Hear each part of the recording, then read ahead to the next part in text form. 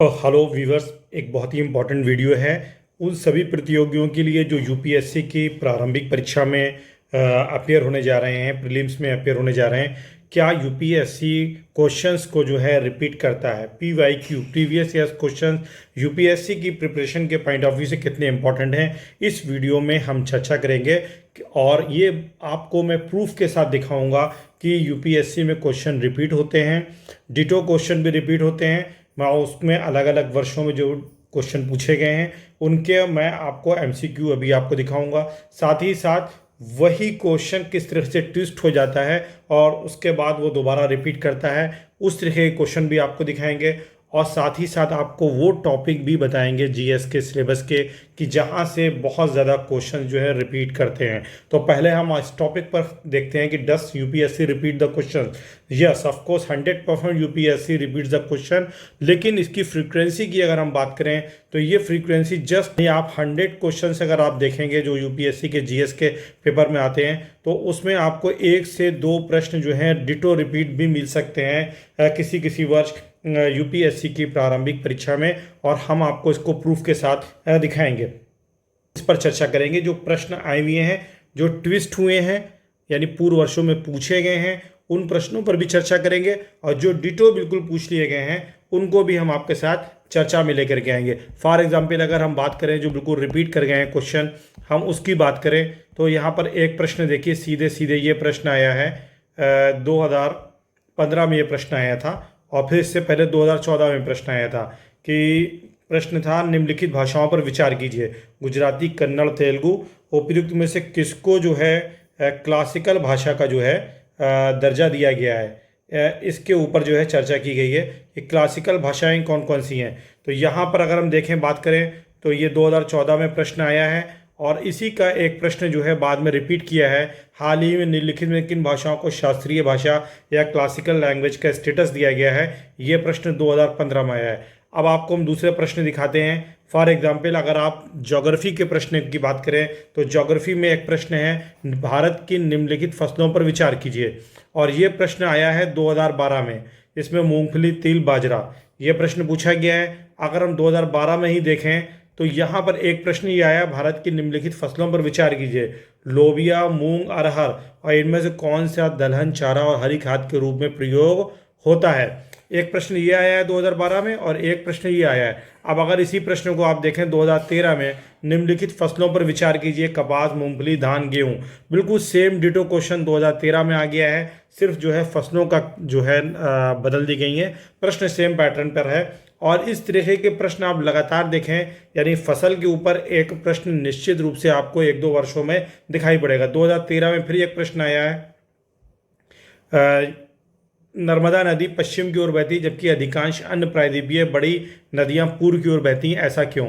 अब इसके कुछ ऑप्शन दे रखे हैं। अब आप इसी पर एक प्रश्न देखिए कि सिंधु नदी प्रणाली के संदर्भ में 4 नदियों में से 3 नदियां इनमें से किसी एक नदी में मिलती हैं जो सिंधु नदी से नहीं मिलती। ये प्रश्न 2021 में पूछा गया है। और इसके साथ ही साथ सेम प्रश्न जो है 2021 में पूछा गया है, निम्नलिखित नदियों पर विचार कीजिए, ब्राह्मणी, नागावली, स्वर्णरेखा, वंशधारा, उपयुक्त में से कौन सी नदियां पूर्वी घाट से निकलती हैं। ये प्रश्न 2021 में आया है। अब देखिए 2014 में यही प्रश्न आया है, सिर्फ नदियां चेंज कर दी गई हैं। निम्नलिखित नदियों पर विचार कीजिए, बराक, लोहित, सुबनसिरी। यहाँ पर बराक, लोहित, सुबनसिरी ब्रह्मपुत्र नदी सिस्टम से ये प्रश्न आया है। और यहाँ पर अगर हम बात करें तो ये जो है हमारी स्वर्णरेखा, वंशधारा, नागावली, ब्राह्मणी, यहाँ पर 2021 में है। 2014 में यही प्रश्न जो है आया है ब्रह्मपुत्र नदी प्रणाली से। फिर अगर हम 2015 की बात करें तो यहाँ पर गोदावरी की सहायक नदियाँ दे रखी हैं और इन पर विचार करने को कहा गया है, वंशधारा, इंद्रावती, प्राणहिता और पेन्नार, ये नदियाँ हैं। यानी आप देख रहे हैं प्रश्न सिर्फ नदियों का चेंज हुआ है, लेकिन नदी प्रणाली पर एक प्रश्न आता है और ये निरंतर जो है प्रश्न रिपीट करते हैं। तो आपको ध्यान रखना है प्रश्न किस तरीके से रिपीट होते हैं। डिटो प्रश्न जैसे कि मैंने कहा कि सेम टू सेम प्रश्न जो है वो 1-2% टोटल आप कह सकते हैं रिपीट करता है 100 क्वेश्चंस में। फिर आप देखिए यही प्रश्न जो है 2016 में पूछा गया है। यहाँ पे ब्रह्मपुत्र की ही नदियाँ हैं, लेकिन यहाँ पर देबांग, कामेग और लोहित नदियाँ दे रखी हैं, और सही उत्तर इनका चुनना है इनमें कौन कौन सी जो है इसकी सहायक नदियाँ हैं। फिर यही प्रश्न आप देखें 2017 में भी आया है। 2017 में तीस्ता नदी पे जुड़ा हुआ प्रश्न पूछा गया है, और तीस्ता नदी का उद्गम वही है, और फिर ये तीस्ता नदी से और रंगीत इसकी उत्पत्ति सिक्किम में होती है। तो आप अगर नदी सिस्टम प्रणाली जो भारत की है, अगर हम सिंधु नदी प्रणाली, ब्रह्मपुत्र नदी प्रणाली, गंगा नदी प्रणाली और प्रायद्वीपीय भारत, इनकी नदियों का जो उत्पत्ति है, कहाँ से उनका उद्गम निकला है, इनकी लंबाई क्या है, इनकी सहायक नदियाँ क्या हैं, इनकी उप नदियाँ कौन कौन सी हैं, यानी ट्रिब्यूटरीज जो हैं और सहायक नदियाँ जो हैं, उन सब पर अगर हम अच्छा से तैयारी कर लें तो निश्चित रूप से एक प्रश्न आपको मिलेंगे। और याद रखिए, यूपीएससी में किसी भी खंड की तैयारी करने के बाद अगर आपको एक प्रश्न मिल जाता है तो डेफिनेटली आपके लिए बहुत बड़ा अचीवमेंट होता है, क्योंकि 48-49 क्वेश्चन पे तो कट ऑफ आ जाता है यूपीएससी में, इसलिए बहुत ही इंपॉर्टेंट। अब देखिए, इतिहास का एक प्रश्न है, ये 2012 में आया है, रॉलेट एक्ट का लक्ष्य था, और यही प्रश्न 2015 में, यानी 2012 में आया, फिर 2015 में भी यही प्रश्न आ गया रॉलेट एक्ट के ऊपर। तो रॉलेट एक्ट के संदर्भ में निम्नलिखित कथनों पर आप जो है विचार करने को दे रखा है। तो आप देखें कि 2012 में आया और रॉलेट से ही जो है प्रश्न, उसके ऑप्शंस के आधार पर फिर उन्होंने क्या किया कि उसी प्रश्न को उठा करके उन्होंने एक इस माध्यम से थोड़ा सा ट्विस्ट कर दिया और इस तरीके से पूछ लिया।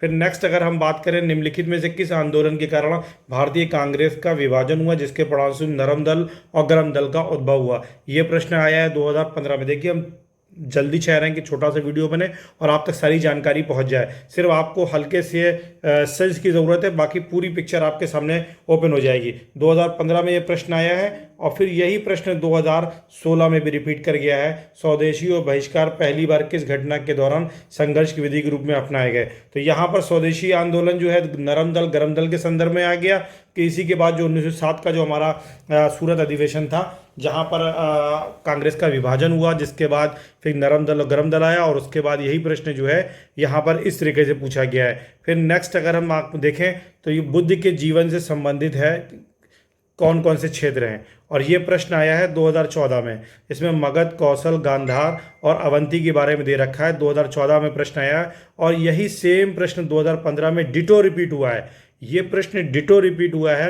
निम्नलिखित राज्यों में इनका संबंध बुद्ध के जीवन से था, अवंती, गांधार, कौशल, मगध। सिर्फ क्या किया गया, यहाँ पर जो पहले वाला प्रश्न है इसके आंसर में सी दे रखा है और यहाँ के आंसर में जो है हमारा डी दे रखा है। सिर्फ आंसर का क्रम चेंज कर दिया गया है, लेकिन प्रश्न बिल्कुल डिटो है, सेम है। तो जैसे मैंने बताया कि एक दो प्रश्न जो है PYQ से भी आते हैं और हिस्ट्री से आते हैं, और हिस्ट्री के किन सेगमेंट से आते हैं उन पर भी हम आपसे चर्चा करेंगे कि कौन कौन से सेगमेंट हैं। अगर हम बात करें फतेहपुर सीकरी का इबादत खाना क्या था, ये प्रश्न 2014 में आया है। हम ऑप्शन पर चर्चा नहीं कर रहे हैं, लेकिन यही प्रश्न जो है इससे पहले जो है 2018 में इसके बाद जो है आया है, और 18 में यही फतेहपुर सीकरी का इबादत खाना जो है हमारे एक स्टेटमेंट के रूप में ये प्रश्न आ गया है। भारत के सांस्कृतिक इतिहास के संदर्भ में निम्नलिखित कथनों विचार कीजिए।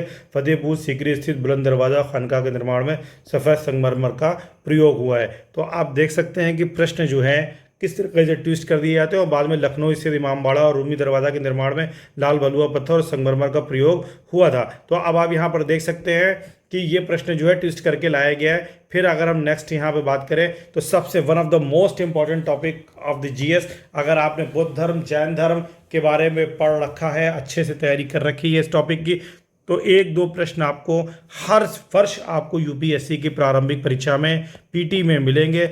Every year you will get a one question from this topic. और ये क्या है, बौद्ध धर्म से संबंधित है या जैन धर्म से संबंधित है। बौद्ध धर्म के भारत के धार्मिक इतिहास के संदर्भ में निम्नलिखित कथनों में विचार कीजिए। यहाँ बोधिसत्व बौद्ध मत के हीनयान संप्रदाय और इससे जुड़े हुए प्रश्न हैं, और ये प्रश्न 2016 में आया है। और इसी प्रश्न बोधिसत्व पद्मपाणि का चित्र जो है सर्वाधिक प्रसिद्ध है, ये 2017 में देखिए आया है, 2016, 2017। फिर ये 2018 में यही प्रश्न आया है, भावी बुद्ध मैत्रेय के संबंध में आया है, 2018 में यह प्रश्न आया है। फिर भारत की धार्मिक संप्रदायों के संबंध में स्थानकवासी संप्रदाय, और ये भी देखिए 2018 में आया है, इसका जैन मत से संबंधित है। और फिर सौत्रांतिक और सम्मति जैन मत के संप्रदाय थे, अगर इस प्रश्न की बात की जाए तो 2017 में आया है। तो प्रश्न किस तरीके से पूछे जा रहे हैं और वो किस तरीके से ट्विस्ट हो जाते हैं, ये इस वीडियो के माध्यम से आपको समझ में आया होगा। अब वो कौन कौन से टॉपिक हैं जहाँ से अधिकतर प्रश्न बनते हैं उस पर भी हम चर्चा करेंगे, और आपको एक एक टॉपिक समझाने का प्रयास करेंगे कि वो टॉपिक कौन कौन से हैं जहाँ से प्रश्न बनता है। तो डस UPSC रिपीट क्वेश्चन?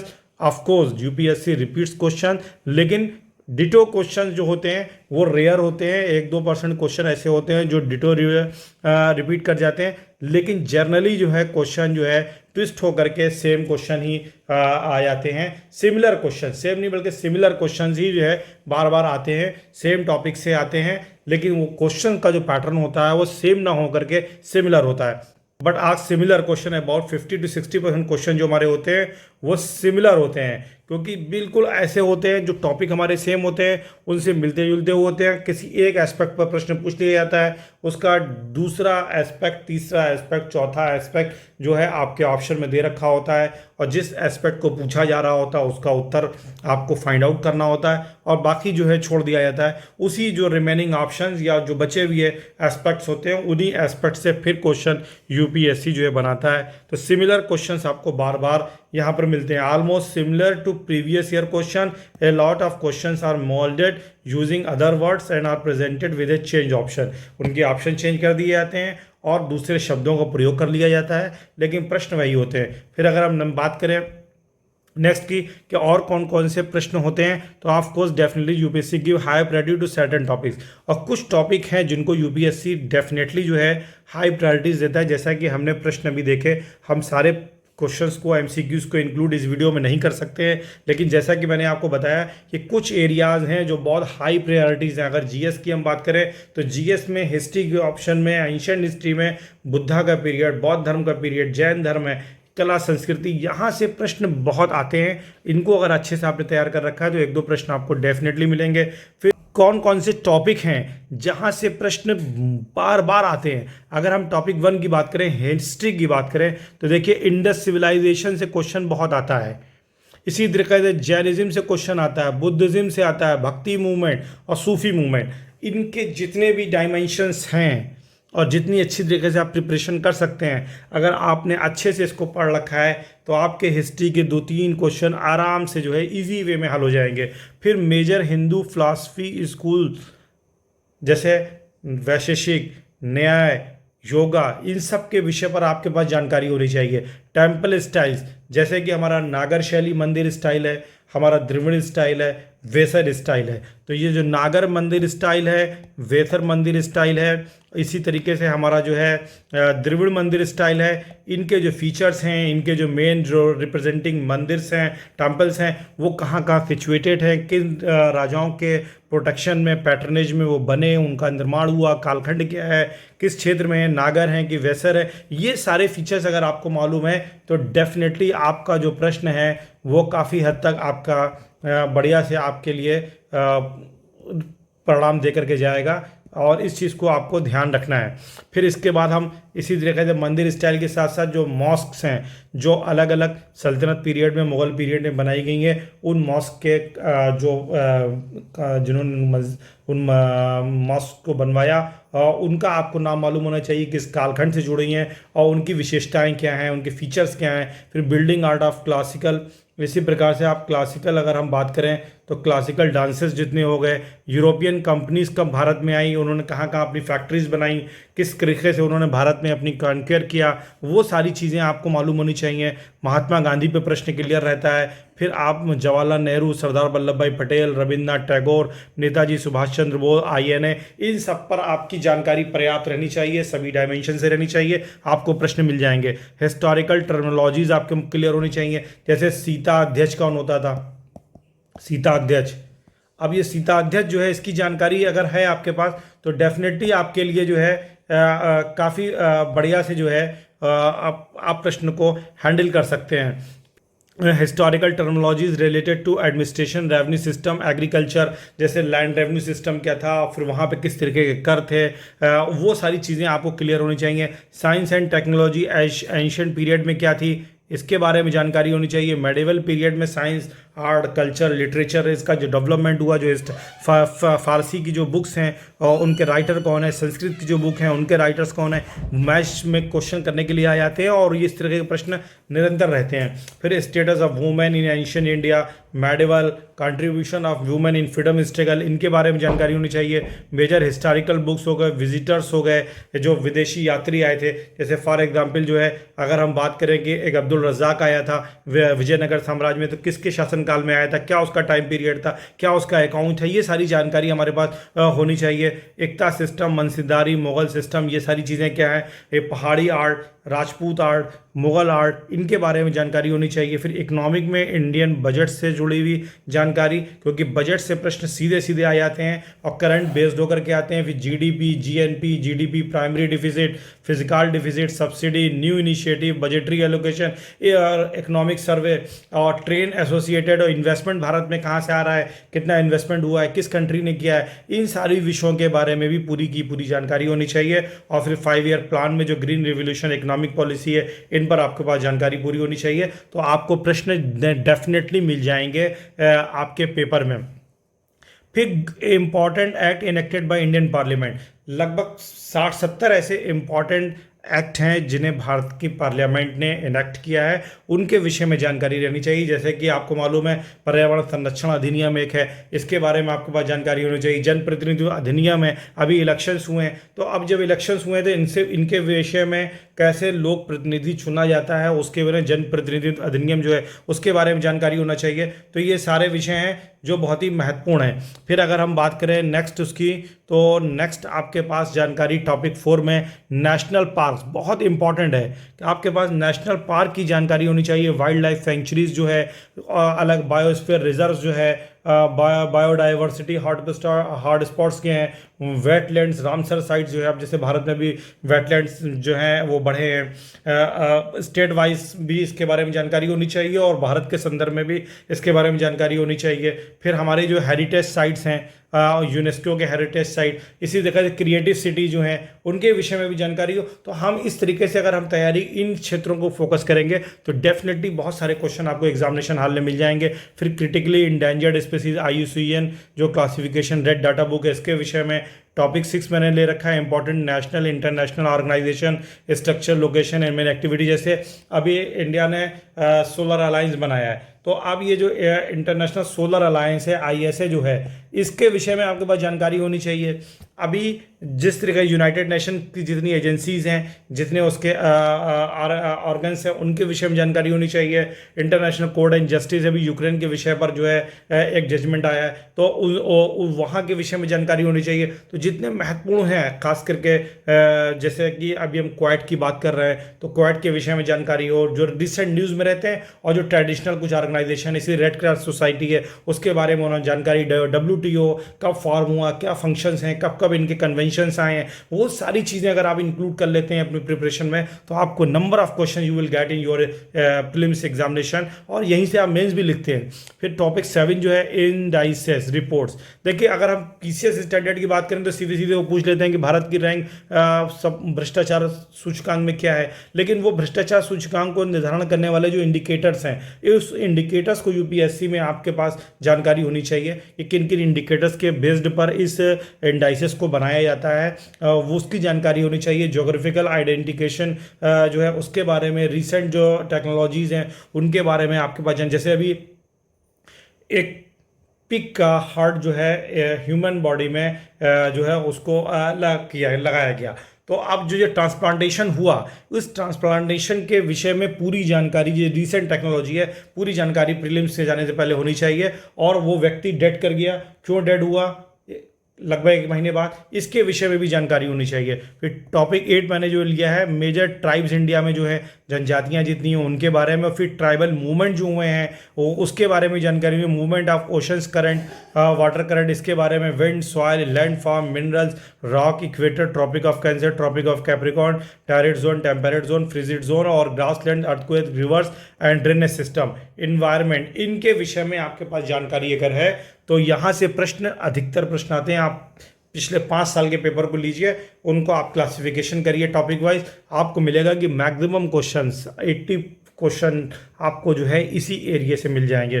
फिर historical background of Indian constitution, यहाँ से प्रश्न आपको मिलता है, प्रीएम्बल से मिलता है, सिटीजनशिप फंडामेंटल राइट से मिलता है, directive principles of state policy से मिलता है, union government, state government, judiciary, important judgement, constitutional bodies, constitutional amendment and schedules of constitution, और important government scheme, India year book और करंट अफेयर।